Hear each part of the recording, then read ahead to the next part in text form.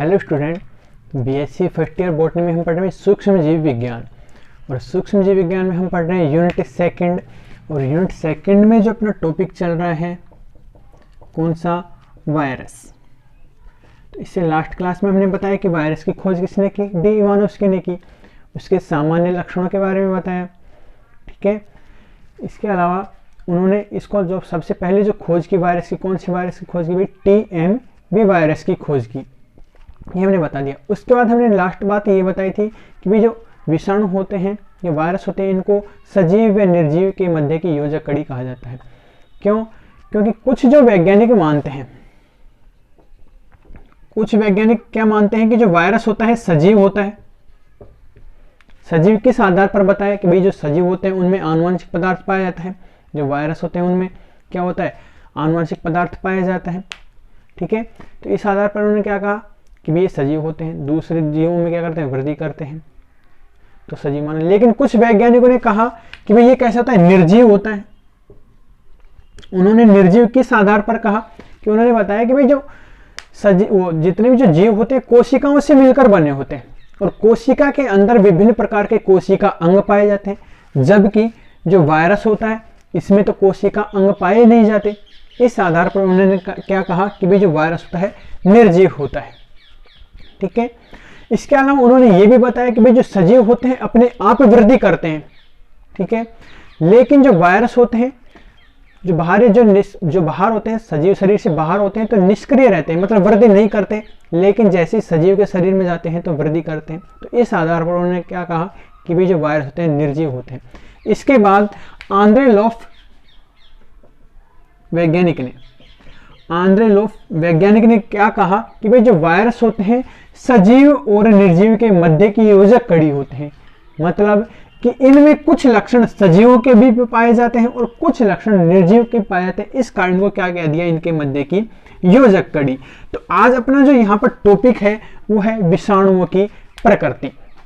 वे जो वायरस होते हैं इनकी जो प्रकृति होती है वो किस प्रकार की होती है, इसमें भी हम पढ़ेंगे। सबसे पहले कि प्रकृति में कि इसमें सजीव और निर्जीव के लक्षण पाए जाते हैं, तो सबसे पहले हम पढ़ेंगे इसके सजीव लक्षणों के बारे में। तो विषाणु की प्रकृति में अपना टॉपिक है कि वायरस के या विषाणु के सजीव लक्षण क्या क्या होते हैं। सबसे पहला ही हमने पढ़ा कि भाई इसमें आनुवंशिक पदार्थ पाया जाता है। भाई सजीवों का लक्षण है ये कि इनमें आनुवंशिक पदार्थ पाया जाता है।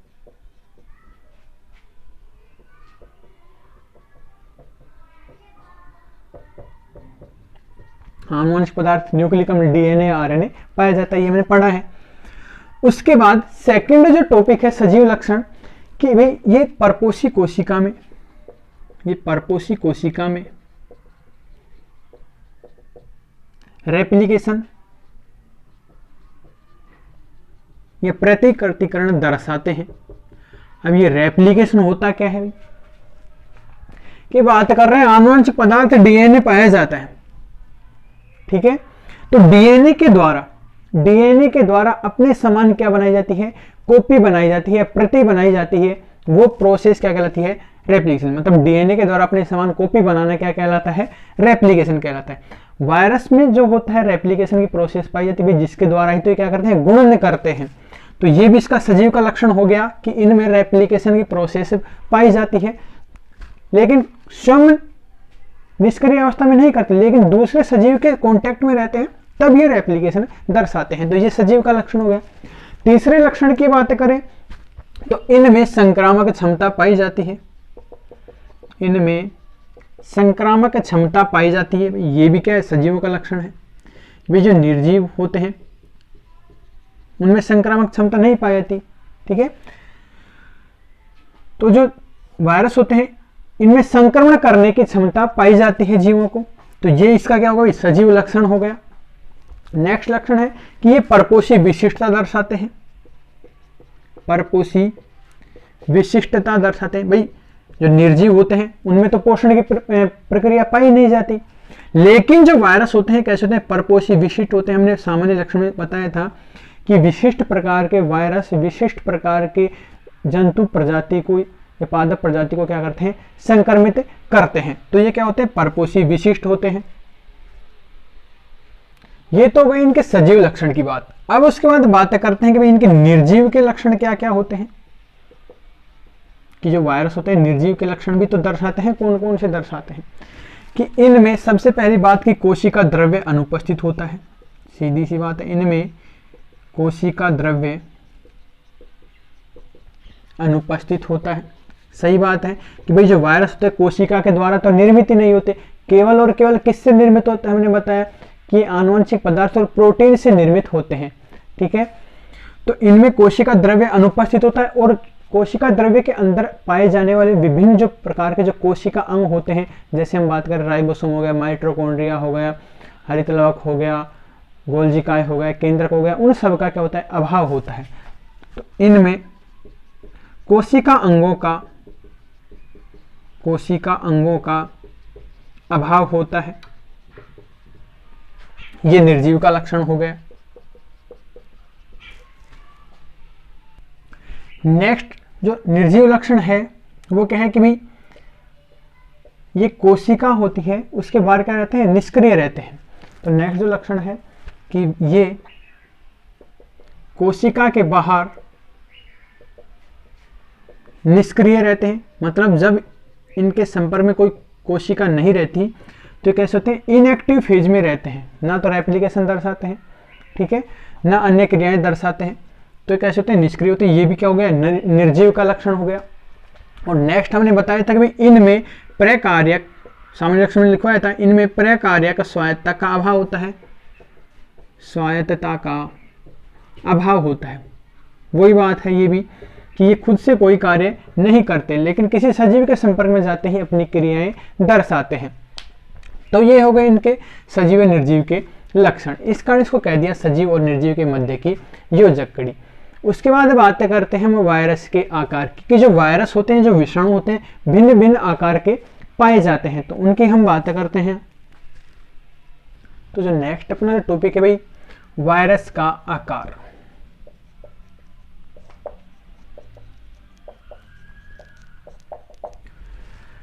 तो समिति के आधार पर बातें करते हैं। तो समिति के आधार पर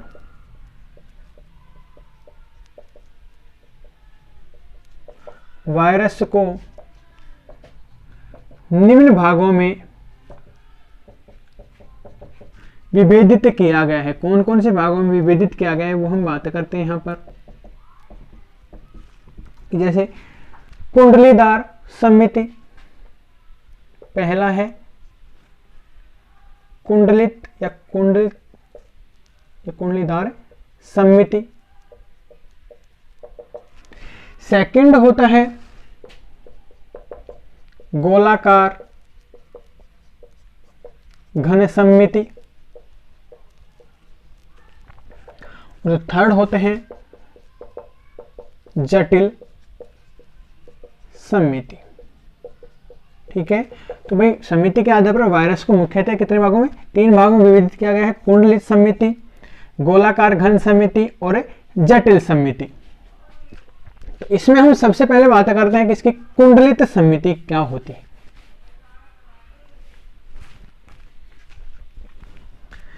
तो ये जो वायरस कण होते हैं, मतलब कुंडलित समिति में जो वायरस जो कण होते हैं, इनकी जो कैप्सिड होती है, कैप्सिड क्या होता है हमने बताया सामान्य लक्षण में कि भाई जो आनुवंशिक जो पदार्थ पाया जाता है उसके चारों तरफ, आनुवंशिक पदार्थ हो गया, उसके चारों तरफ क्या पाया जाता है, प्रोटीन का आवरण पाया जाता है, जिसको हम क्या बोलते हैं, कैप्सिड कहते हैं।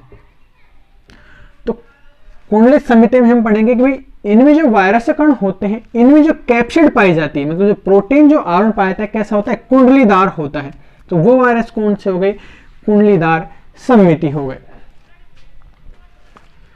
तो इसमें लिखेंगे इस प्रकार के वायरस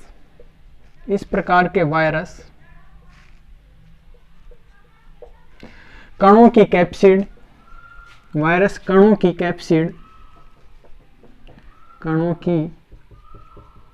कैप्सिड कैसी होती है, कुंडली नुमा होती है, कुंडली नुमा होती है। ठीक है, जिस पर कैप्सोमियर, कैप्सोमियर्स। अब बात करते हैं कैप्सोमियर्स क्या होती है। जो कैप्सिड होता है इसकी जो छोटी छोटी उप इकाइयां होती हैं वो क्या कहलाती हैं, कैप्सोमियर कहलाती है। तो कैप्सोमियर कुंडलीदार विन्यास में, कुंडलीदार विन्यास में अक्ष पर लगे होते हैं। ठीक है, वो वायरस कैसे होते हैं भाई, कुंडलीदार सममित होते हैं। अब जैसे एग्जांपल की बात करें तो भाई कौन से होते हैं कुंडलीदार सममिति, जैसे टीएमवी वायरस की बात कर रहे हैं, टोबैको मोजेक वायरस। ठीक है, इसके अलावा और बात करें जैसे रेबीज वायरस आदि। जैसे टीएमवी की बात करें इनमें ये क्या हो गया, जेनेटिक मेटेरियल हो गया आरएनए। ठीक है, केंद्र भाग में इसके चारों तरफ क्या पाई जाती है, कैप्सिड प्रोटीन आवरण पाया जाता है। कुंडल के समान संरचना पाई जाती है, कुंडलित होती है, मुड़ी हुई पाई जाती है। जो कैसे हुई, कैप्सिड हो गया। कंप्लीट क्या कहलाता है, कैप्सिड। और इसमें जो छोटी छोटी इकाइयां होती हैं ये वाली हमने जो बना रखी, इसको हम बोलते हैं कैप्सोमियर, कैप्सोमियर्स। ठीक है, तो इस प्रकार की होती है जैसे टीएमवी की संरचना जो कुंडलित प्रकार की पाई जाती है। सेकंड जो होता है हमने बताया कौन सा था, गोलाकार घन समिति। सेकंड है गोलाकार घन सममिति वायरस।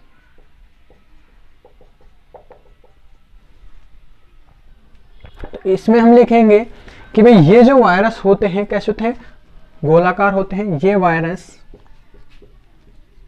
या ये विषाणु गोलाकार होते हैं एवं कैसे होते हैं, बहुतलीय घन होते हैं। लेकिन ये बहुतलीय घन होते हैं।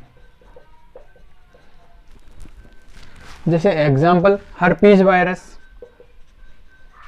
Herpes virus. अब जैसे कैसे होते हैं भाई, गोलाकार होते हैं। ठीक है, लिखा क्या है, गोलाकार घन समिति, गोलाकार होते हैं। लेकिन ये कैसे होते हैं, बहुतलीय घन भी होते हैं। कुछ इस प्रकार की स्ट्रक्चर पाई जाती है इनके अंदर। तो ये कैसे होते हैं, गोलाकार घनीय आकृति के होते हैं। एग्जाम्पल क्या होगा इसका, हर्पीज वायरस। इसी प्रकार और एग्जाम्पल की बात करें, एक होता है एडिनो वायरस, वो भी कुछ इस प्रकार का ही पाया जाता है, गोलाकार घनीय समिति का होता है। गोलाकार भी लगता है और घनीय भी होता है। तो ये कौन से होते हैं, उनको नाम दिया गया गोलाकार घन समिति प्रकार के वायरस। यहां तक क्लियर है। सेकंड वो इसके बाद जो थर्ड जो अपना जो प्रकार होता है वो कौन है, जटिल समिति प्रकार के वायरस। तो थर्ड अपना है भाई क्या है, जटिल समिति। इसमें हम लिखेंगे कि इस प्रकार के जो वायरस कण होते हैं जटिल संरचना युक्त होते हैं। इस प्रकार के वायरस कण जटिल संरचना युक्त होते हैं। अब हम बात करते हैं भाई जटिल संरचना युक्त कैसे होते हैं। जैसे एग्जांपल की बात करें, आपने नाम सुना होगा जीवाणु भोजी वायरस का, जीवाणु भोजी वायरस का नाम सुना होगा। ठीक है, जो क्या करते हैं, बैक्टीरिया का ही क्या कर जाते हैं, भक्षण कर जाते हैं। तो इनकी जो आकृति होती है कुछ जटिल प्रकार की इस प्रकार की पाई जाती है।